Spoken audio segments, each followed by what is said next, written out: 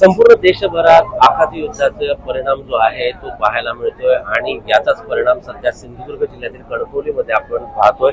मी आता आहे कणकवलीमधील या गॅस एजन्सीच्या बाहेर, ज्या ठिकाणी म्हणजे मागील 20 ते 25 दिवसांपासून या रांगा ज्या आहेत त्या रांगा अगदी 1-1 किलोमीटर वाढलेल्या असतात। तर सकाळपासूनच या रांगा ज्या आहेत, गर्दी जी आहे ती गॅस एजन्सीच्या बाहेर पाहायला मिळते। तर आपली काम धंदे टाकून लोक जे आहेत ते सिलेंडर घेण्यासाठी येतात। आपल्यासोबत काही ग्राहक आहेत, मला सांगा कधीपासून रांगेत उभे आहात आणि काय सध्याची परिस्थिती? सध्याची परिस्थिती आता खूप वेळ लागतोय। साधारणतः 1 तास झाले मला मी 10 तारखेला बुकिंग केलेलं होतं, पण अगोदर मला वाटलं की म्हणजे ऑनलाईन झालं मी थोड्या दिवसानंतर मिळेल, पण काय मिळालं नाही। मी आलेलो परत चेकिंग केल्यानंतर लक्षात आलं की ते स्वतः घ्यायचे, ते पण त्यांना डेट वाईज दिलेले म्हणजे आज 24 तारखेचे अगोदर 24 तारखेला केले, त्यांना ते आज 31 तारखेला मिळतं।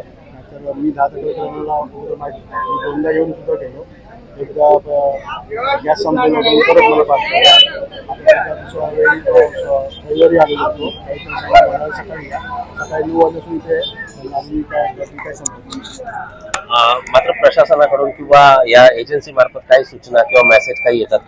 त्यांनी म्हणजे लोकांना सूचना देण्यात यावी की बाबा व्यवस्थित जर बुकिंग झालं असेल त्यांना अगोदर कळवण्यात यावं, जेणेकरून लोक कामधंदे सोडून आपल्या येणार नाही। प्रत्येक जणांना असा वेळ नाही आहे, तिथे म्हातारे लोक वगैरे पण आहेत, थांबलेले आहेत, त्यांना पण त्रास होतो उन्हाचा वगैरे, उगाच काय प्रॉब्लेम होऊ शकतो। प्रशासनाला माझा हीच विनंती आहे की तुम्ही त्यांना अगोदर कळवा की जेणेकरून सिलेंडर मिळेल किंवा नाही मिळेल त्याची अगोदर त्यांना सूचना द्या। जर सूचना मिळाल्या तर त्याच्या मार्फत उलट त्यांना पण बरं पडेल।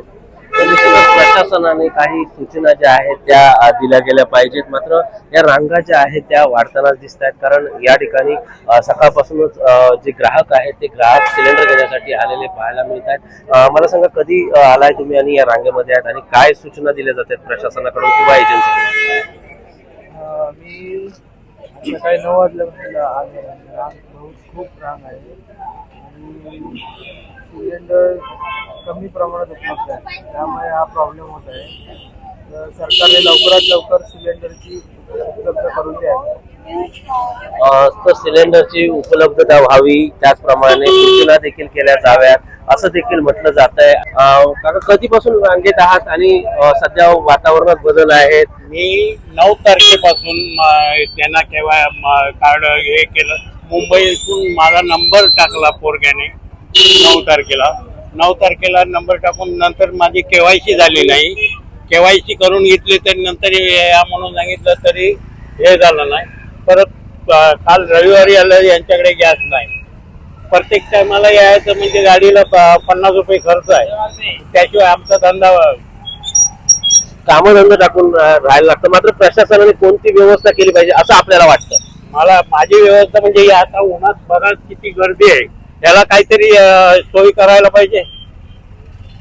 तुम्ही अंगणेवाडी बघा किंवा कुठे काय बघा, व्यवस्था चांगली आहे। इथं आता गर्दी आहे सिलेंडर मध्ये, व्यवस्था चांगली नको, कोणाला चक्कर आली काय आलं कोण जबाबदार राहिला?